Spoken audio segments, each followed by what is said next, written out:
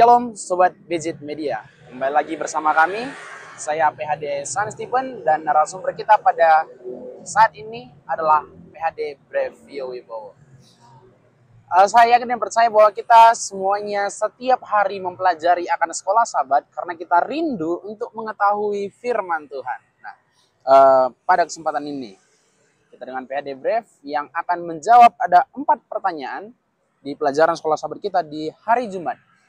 Di sini kita mempelajari bagaimana keadaan dunia ini ya PHD Brev ya. Betul. Bagaimana kita ini harus tetap saling mengasihi antara satu dengan yang lain. Nah, kita belajar tentang kasih adalah kegenapan daripada hukum Taurat ya. Karena beberapa waktu yang lalu, beberapa sahabat yang lalu kita pelajari bahwa inti dari seluruh hukum Taurat itu adalah ketika kita sanggup mengasihi Allah dan kita sanggup mengasihi siapa? Manusia. Sesama kita manusia. Betul. Nah, pada kesempatan ini kita akan membahas pertanyaan yang pertama, di mana ketika kita membaca 1 Korintus pasal 13, di situ akan diberikan sebuah pertanyaan, bagaimana 1 Korintus 13 ini menjelaskan kita ini seperti apa sebenarnya gitu. Seperti orang-orang apa kita ini sebenarnya. Baik, terima kasih PHD Stephen. Ya, menarik ya. 1 Korintus 13 ayat 4 sampai yang ke-8 itu menceritakan bagaimana seharusnya umat Kristen itu bertindak. Yaitu bertindak dengan kasih. Okay. Ya. Memang di situ dikatakan tentang kasih itu sabar, murah hati, tidak cemburu. Tapi pada intinya ya, atau bisa kita simpulkan dengan kata lain, kita dipanggil untuk memiliki kasih yang tulus. Okay. Ya. Sebagai umat-umat Tuhan, kita harus memancarkan kasih yang tulus dan juga tidak berpusat pada diri sendiri. Ya, kita rasa sekarang ini banyak yang lebih berpusat pada diri sendiri. Ya, bahkan berbuat baik pun arahnya ke diri sendiri ya, bukan untuk secara tulus dia menyatakan kasih. Jadi ini mencerminkan sebenarnya sifat Allah sendiri, bagaimana Allah itu memancarkan kasih buat umatnya, buat ciptaannya malah ya, untuk ciptaannya. Jadi 1 Korintus 13 ayat 4 sampai 8 itu mengajarkan kita bagaimana kita bertindak dengan kasih yang tulus.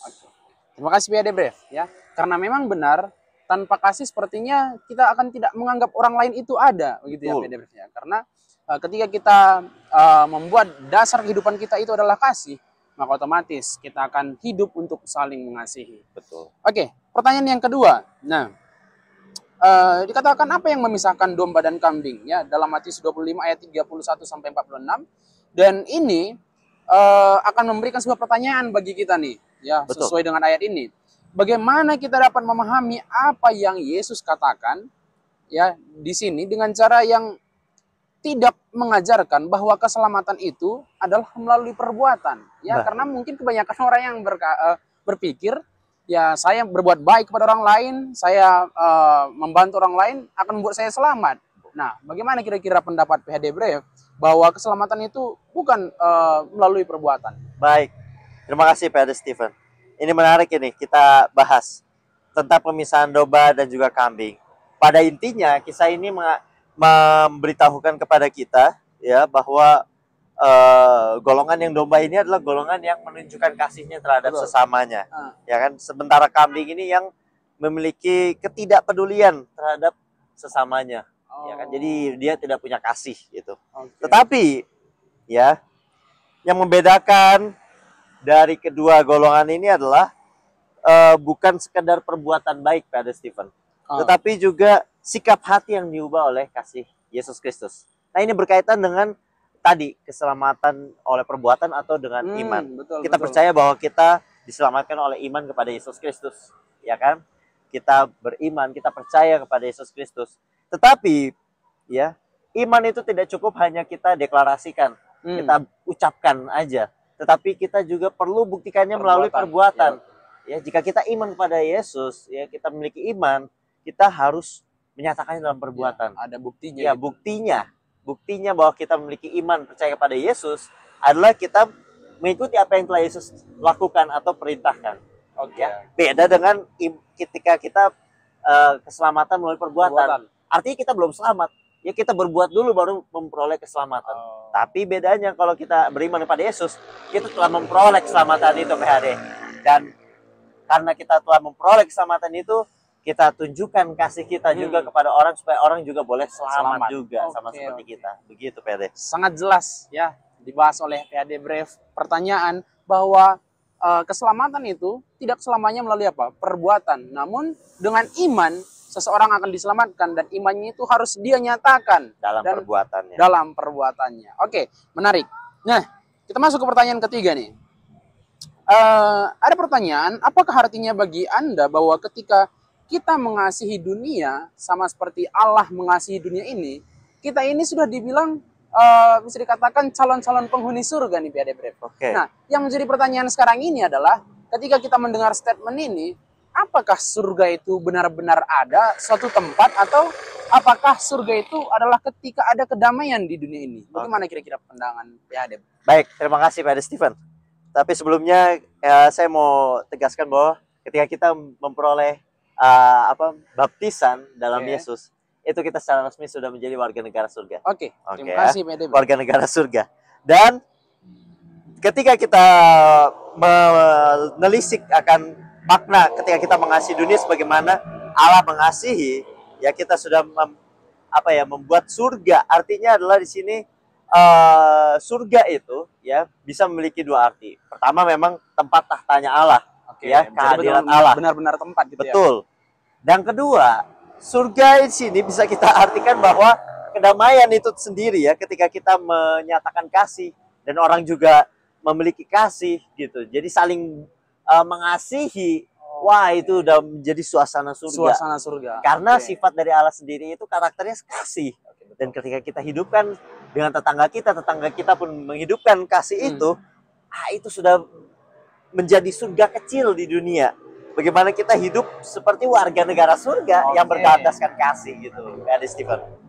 Oke, jawaban yang sangat luar biasa dari PHD Brave ya, membuat kita mengerti bahwa kenapa dikatakan kita ini bisa saja membuat keadaan surga sekarang ini di dunia, karena kita hidup saling mengasihi ya PHD Brave. Betul. Karena ketika kita di surga pun kita akan hidup saling mengasihi bagaimana Allah telah mengasihi kita manusia. Betul. Oke. Pertanyaan terakhir nih.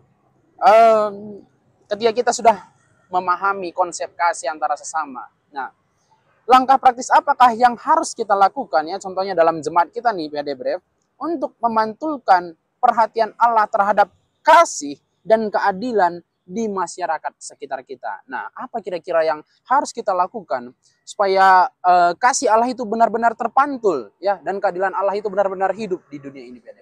Baik, terima kasih PHD Stephen.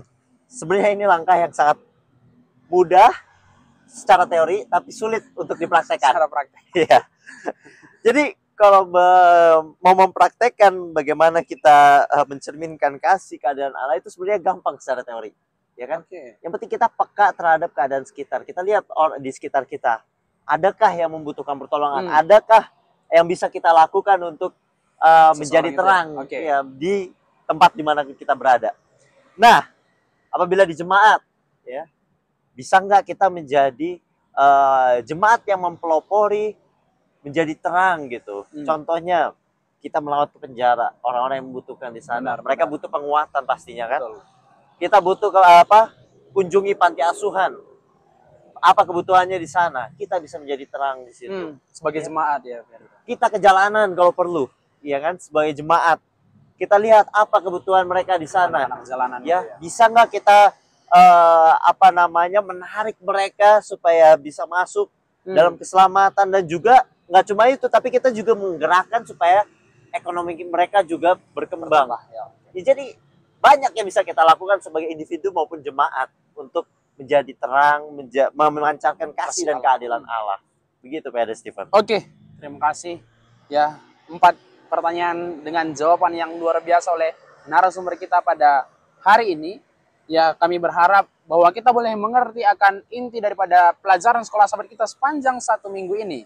Bahkan ini akan menjadi penutupan di triwulan ini, bahwa keadilan dan kasih Allah itu harus benar-benar ditegakkan di dunia ini, sehingga orang-orang lain akan mengerti bahwa Allah itu kasih adanya, dan melalui kasih Allah itu bukan hanya saya diselamatkan, namun kita semua yang ada di dunia ini akan diselamatkan. Tuhan memberkati.